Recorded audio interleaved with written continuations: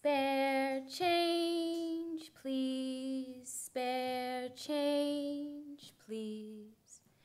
Spare prayers, please. Can you please spare some prayers, please? I'm not asking for your ridicule, judgment, or criticism, just for your nickels, dimes, and quarters in place of your hate-filled orders to get off my ass and get a job. Because I had one, right before I lost my house. So don't tell me to go home because, trust me, if I could, I would, but I can't. So instead, I'm out here forced to shift through your bias and bullshit, cursing words and twisted looks in place of the spare change that I asked you for while you effortlessly make me feel lower than I already am sitting on this train station floor. Spare change, please. Spare prayers, please. I can't go home because, ironically, my family loves me too much to see me suffering through this addiction. I can't go home because that book says thou shalt not kill, yet and still execution weighs the most in my mind when I think of the nights my father approached me from behind and my mother was too relieved that it wasn't her but instead me to do anything about it. I can't go home because they say that's where the heart is, but mine disappeared the same night my wife did. Maybe I can go home, I just don't want to because I've made a decent living off of caring people, perhaps like you. Spare change, please. Spare prayers, please. I can't go home because somehow homophobia outweighs the love I was raised with and I refuse to be a victim of their ignorance. I can't go home because I figured out that street corners and make-any-day okay meds were better business than careless classrooms and my parents grew tired of having tea parties with slick-suited feds.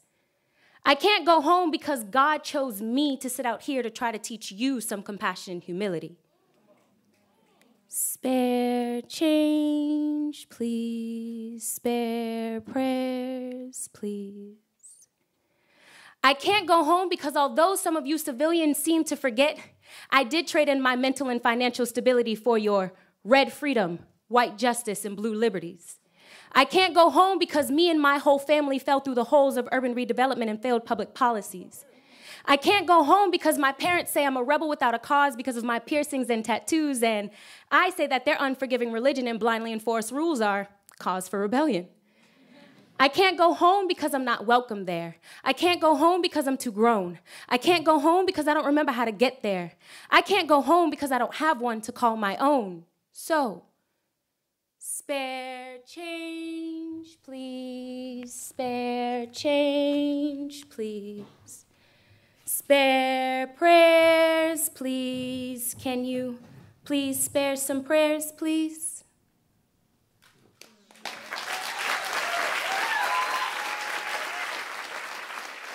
I was keeping journals, and the other kids in school noticed that, and they immediately started asking, well, can I read? Can I read? And I said, sure. And immediately we realized that the things that I was talking about were extremely relatable, and I learned that I suppose I had a skill set for that. And so by the time I got to college, I was interested in writing and interested in performing, and a friend introduced me to an open mic, and it was over from there. So let's see, it's February. Happy Black History Month. Y'all know I say that like every month of the year, right? Okay, I'm just saying.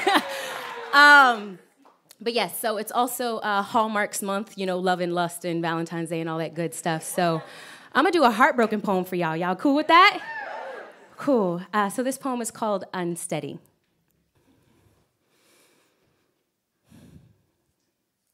When she tells you that you are broken and that you cannot be fixed, tells you that you were a mistake and the regret has set in, says she's gonna get out of your way since you can't seem to get out of your own, that your love language doesn't translate for her, your actions aren't loud enough for her, you've not reached out far enough and therefore have been unchosen. Do not deny, deflect, dismantle, or demand, just listen, pay attention, look in her face, look at her eyes, watch how her heart boils in them, feel how the frustration radiates from her now distant body. Take responsibility, put down your pride and pick up your woman. Understand why everything she is saying is real, valid, and true. Embrace your ugliest truths, own them, else you'll never be able to conquer them. And apologize, empathetically. Offer to fix it, explain what'll change, write out the work that you'll do. Be desperate, be vulnerable, be true. Do not be calculated, composed, or conscious even. Be consumed by your emotions, cracked by fear, and controlled by love. Let her in, all the way in, before she leaves you out. And fight. Fight the hardest you've ever fought, because you can't afford to lose. Not now, not again. And if in the end you are left there alone, naked, exhausted, worn, turned inside out, mind dismantled, heart exposed, body reaching, soul crying, emotions thrown to every corner of the room, feelings flooding the floor, tears constant, throat burning, logic lost, voice cracked and lodged in the cracks of the walls, hands sore and ego bruised, then at least you won't have regret to couple with that heartache. And you can say you showed up for your own love, even long after it and she stopped showing up for you.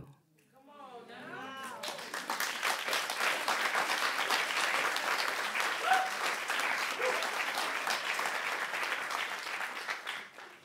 That is the first time I've gotten through that poem without crying. Whew. Bitch is feeling better. All right. Yes, usually I perform that poem to a song, and so it's very interesting to do it a cappella. So yes, I hope that is not anybody's experience, but if it is, you can have that poem. That's for you, boo. Take it. Take it. So we're going to go to the opposite side, and we're going to go to the sweet side of love now. Is that all right with y'all? Anybody in here feeling good about love, feeling good about, I mean, you could be loving on yourself. I'm not necessarily talking about relationships. All right, cool, because I don't want nobody walking out of here bitter and mad as hell, like, she ain't had to talk about love, you know. That's how I'm feeling. My whole life is centered around love right now. So this piece is entitled Simply Poetically Stated. It is actually one of the only love pieces I have in my portfolio, so I hope you enjoy it. Simply stated, I am attracted to you. Poetically stated, your body is the missing variable to my sexual solutions.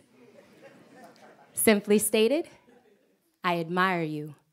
Poetically stated, the person that you are inspires me to trophy you on the pedestals of my mind and the shelves of my heart. Simply stated, I care about you. Poetically stated, it has become my natural nature to take pride and sincere satisfaction in placing you above all else, putting your needs before even those of myself. Simply stated, I respect you. Poetically stated, only she who birthed me and those that I will birth may ever rank above you. Simply stated, I need you. Poetically stated, my physical desires your touch in ways that my mental cannot explain, and the ways my mental craves for you goes beyond the knowledge my physical can obtain. Simply stated, I love you. Poetically stated, my breaths have no purpose without your presence. Your smile is the prerequisite to my happiness. Your soul has taught my heart how to fly, and your existence is the definition of my natural high. Simply stated, I am attracted to you, I admire you, I care about you, I respect you, I need you, and I love you. Poetically stated, you complete and compliment me in all the ways these God-said soul lovers are supposed to do. So simply poetically stated, I just wanted to say thank you. I find this particular art form perfect for expressing myself because I don't necessarily need paint. I don't need paper all the time. I don't need instruments. All I really need are my feelings and myself and a good voice. I can't have a cold, obviously, which has happened before. And so therefore it becomes a very powerful tool that is almost always readily available. And that's been my experience. I also draw and I do other art forms, but the spoken word has really just made so many things more possible for me. All right, so I have two more pieces for you all. And this next piece, anybody in here ever feel like a duck? All right, I appreciate the one yes. You don't even know what I'm talking about, but somebody's like, yes, duck, me. Okay, cool. Appreciate you, sis. So no, but seriously, like when you see ducks in water, from here up, they chilling, right? Stone cold, they got this, easy breezy. If you could look underneath, they're doing this, right, to keep afloat. I am totally ducking right now, okay? So this piece is called Swimmers. I cannot. Damn sorrows. Everyone that knows me knows I like to swim, knows that I can swim, knows that I'm at my best when I'm in or near water. Everyone that knows me has seen me swim. I've made sure they've seen me swim. Take stroke after stroke, lap after lap, dive after dive, I continue to impress with my skills. As I cut through the water with control and finesse, immersing my entire being in the body of water, making the whole process seem a little effortless. So of course it's not surprising that they are not alarmed by my flailing arms and exhausted legs. They just probably think I'm trying out some new techniques. 'Cause I'm still in the water, still refusing to get out of the water, always refusing to take a moment on the shore long enough to see the water, always have to be in the water. So of course they don't see my stillness as stagnant or stuck. They just think I'm floating. Swimmers train their lungs for breathing, not speaking. So of course they can't hear me over the waves between the swift head turns. I'm not speaking loud enough to let them know this water has turned cold. I've swam out too far for them to see the exhaustion on my face, catch the fatigue in my muscles, to hear the saline sinking my lungs. See, everyone that knows me as a swimmer. So of course, y'all can't see me drowning.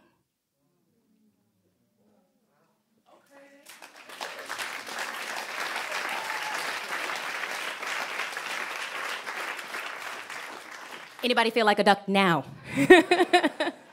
Okay, so this last piece that I'm going to do for you all is actually my signature piece. It is near and dear to my heart, speaks directly to all of my layers. Again, I just want to thank everybody for coming out tonight. Thank BAMSfest for having me here, front row. In general, the whole event for me being here. This is truly a blessing and an honor. So thank you all for participating in this moment in my life. This poem is called Once, Twice, Three Times. Yes, y'all are gonna get cursed out. Okay, cool. Sorry, not sorry. Once, twice, three times the minority. Not considered a whole person, let alone a citizen or intellectual worthy of their majority. See, their rules, their laws, their freedoms didn't apply to me, and when they spoke of equality, they weren't referring to me. They told me I didn't have a voice and that if I did, it would be rejected. Told me I didn't have a choice because it was being cast in shadows, subjected by their pride, fears, and desire to control anything unlike them. Disregarded, disrespected, and neglected by their ignorance, they claimed that my color was confined to slave labor, that my sex needed to be restricted by chauvinistic gender roles, and that my preference would condemn my soul. Told me I could clean their homes, but I couldn't reside amongst them. I could raise their families, but I couldn't head them alone. I could be the female athlete that left them in awe, but I could never be their daughter-in-law. Segregated, separated, set aside by society, but still superseding their supposed superiorities because I am once, twice, three times the person they will ever be. I have once, twice, three times the soul they will ever own. I am once, twice, three times stronger than they want me to be. See, they envy me, they mimic me, they want me and my bravery.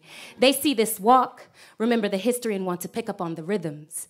They want to apologize, but don't know where to begin because for centuries I've been responsible for challenging their hearts, opening their minds, abolishing adversity, breaking barriers, and defining diversity. See, I add a spice to life that they're afraid to taste, but are a little curious to cook with.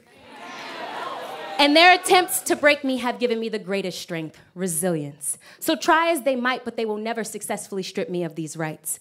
I have been lynched, raped, and mobbed. I have been suppressed, denied, and ignored, and I will tolerate this no more. I will not stop marching, rallying, advocating, and speaking until my honor is restored. I demand respect and acknowledgments for the bookmarks that I own in history. So revise all those textbooks to recall that I, yes, I was there for it all, meaning your wars wouldn't have been won without me. Economies wouldn't have thrived without me. Advancements would have been limited and reputations devoid of any dignity without me. I was once 3/5 of a person, and then I was president. Was once just a housewife, and now I am CEO. I was once a taboo, and now I am mainstream, the poster child of self-acceptance. So I'm demanding change and taking names, and I'm not even gonna bother asking for equality or reparations. I just want them to dismiss themselves the hell out of my way as they realize that tomorrow will be nothing like yesterday. I am the cultural essence of this country. I have perspectives that they could never see, and I have been places that they could never be. So check the senses because the numbers do not lie. And no longer can they deny my purpose, place, or presence in this society. Because as of today, I am once, twice, three times your majority. Black, female, lesbian.